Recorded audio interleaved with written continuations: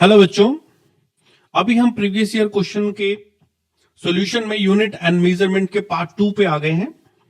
तो पार्ट 2 में हमारा जो फर्स्ट क्वेश्चन है वो है what is a unit of permittivity of free space. Free space का मतलब होता है या परमिटिविटी का जो मतलब होता है वो हमारे पास सिंबल इफ साइलेंट नॉट की बात हो रही है और हमें कहा गया इफ साइलेंट नॉट की यूनिट क्या होती है। तो सबसे पहले हम ऐसा लिखते हैं, इफ साइलेंट नॉट हम कौन से फॉर्मूले में पढ़ते हैं? तो हम पढ़ते हैं 1/4 pi epsilon naught Q1 Q2 divide by r square. तो ये हमारा फॉर्मूला है जहां पे हम इप्सिलॉन नॉट पढ़ते हैं। अभी हमें इप्सिलॉन नॉट का अगर यूनिट लिखना है तो इप्सिलॉन नॉट वाले पार्ट को अगर हम अलग कर दें तो हमारे पास आता है Q1 Q2 divide by 4 pi r square. Now it is a time to write the unit of epsilon naught. तो सबसे पहले देखिए आपके पास लिखा हुआ है ऊपर Q1 and Q2। Q1 and Q2 का मतलब चार्ज है, तो चार्ज 2 टाइम्स आ रहा है, so you can write as this is a coulomb square divide by 4 pi. 4 pi का कोई यूनिट नहीं है, आर स्क्वायर का यूनिट लिखें तो this will become metre square. और जो लेफ्ट साइड से F था जो राइट साइड में शिफ्ट करके डिवाइड में चला गया, तो फोर्स का यूनिट हमारे पास हो गया न्यूटन।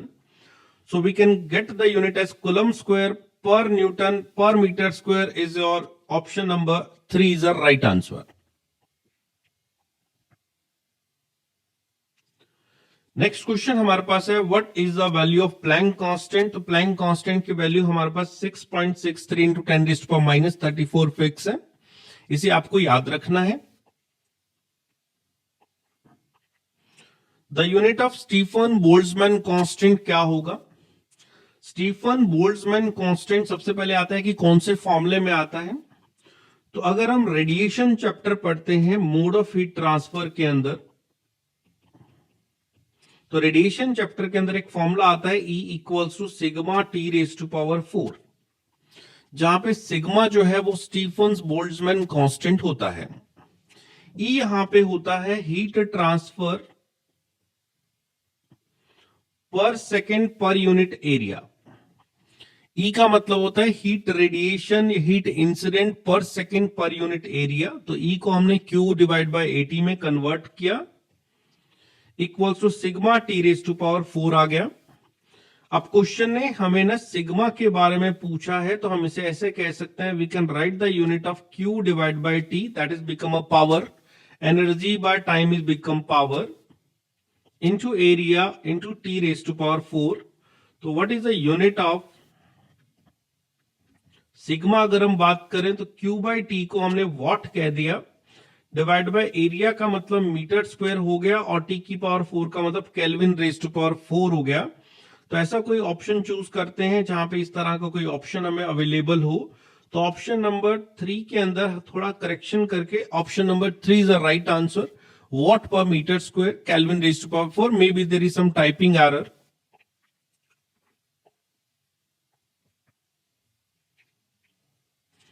नेक्स्ट क्वेश्चन में हमें कहा गया है in a particular system the unit of length, mass and time are chosen to be 10 centimetre, 10 gram and 0.1 second respectively. The unit of force in this system will be equivalent to. तो देखिए सबसे पहले हमें क्या करना है, ऐसे सोचते हैं कि अगर हम 1 न्यूटन को न्यू सिस्टम में कन्वर्ट करें, तो यहां पे जहां मैंने क्वेश्चन मार्क करा है उस जगह पे पता करते हैं कि कौन सा नंबर आएगा। तो हम कह रहे हैं 1 न्यूटन को अगर हम न्यू यूनिट में कन्वर्ट करें तो यहां क्वेश्चन मार्क क्या आएगा, क्योंकि हमारा फॉर्मूला होता है N1U1 is equals to N2U2। तो हम फर्स्ट फोकस करेंगे कि हमारे पास N2 क्या आएगा। जब N2 आ जाएगा तो उसे हम U2 पता करेंगे। तो देखिए N2 को कैलकुलेट करने का फॉर्मूला जो हमारे पास रहता है वो हमारे पास रहता है N1M1 divide by M2 raise to power A, L1 by L2 raised to power B, T1 by T2 raised to power C। N1 हमने 1 न्यूटन को पिक किया, ऊपर M1 L1 T1 में उस यूनिट्स को फिल करना होता है जिस यूनिट के अंदर आपको डेटा दिया गया। तो ऑप्शन में हम देख रहे हैं कि न्यूटन लिखा हुआ है, तो इसका मतलब ये MK सिस्टम है। MK सिस्टम में मास 1 kg में आता है, लेंथ 1 मीटर में आती है और टाइम 1 सेकेंड में आता है। अब डिवाइड करें M2 का मतलब है वो सिस्टम जिसमें आपको डेटा दिया गया है, तो आपको मास दिया गया 10 ग्राम, लेंथ के लिए 10 सेंटीमीटर कहा गया है और टाइम के लिए 0.1 सेकेंड कहा गया है। अब आते हैं पावर ABC क्या होती है। ABC पावर इसके डायमेंशन फॉर्मूला से डिसाइड होती है, जिसमें हम कहें what is the dimension formula for the force. So dimension formula for the force is M1 L1 T-2। तो इसको हम M1 L1 T-2 से रिप्लेस कर देंगे। सॉल्व करने पे देखा जाए तो ये 1 हो गया। 1 kg को 10 ग्राम में कन्वर्ट करना, डिवाइड करना है। 1 kg को 1000 ग्राम लिखेंगे। 1000 ग्राम लिखने के बाद अगर हम 10 ग्राम से डिवाइड करेंगे तो हमारे पास जो है 1000 डिवाइड बाय 10 100 बचेगा और 100⁻1 है तो 100 ही आएगा। 1 मीटर को हम 10 सेंटीमीटर लिखेंगे और 10 सेंटीमीटर को 1 मीटर को 100 सेंटीमीटर लिखेंगे।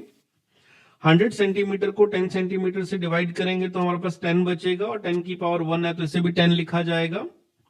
मल्टीप्लाई बाय 1 को 0.1 से डिवाइड करेंगे तो 10 आएगा और 10 की पावर -2 करना है तो ये 1 डिवाइड बाय 100 में चला जाएगा। तो यहां तक सॉल्व करें तो ये हमारे पास टोटल मिला के आंसर 10 आ गया। तो इसका मतलब हमारे पास N2 की वैल्यू जो है वो 10 आ गई है। अब हमें पता करना नए सिस्टम में यूनिट क्या होगी, तो उसका फॉर्मूला होता है U2 is equals to N1 U1 divide by N2। N1 हमने 1 न्यूटन लिया था, U हो गया 1 Newton. 1 Newton divide by N2 की वैल्यू 10 आ गई है। तो नए सिस्टम की यूनिट है 0.1 न्यूटन। तो नए सिस्टम के अंदर फोर्स की यूनिट 0.1 न्यूटन के इक्विवेलेंट है। तो हमारा आंसर फर्स्ट ऑप्शन करेक्ट हो गया है।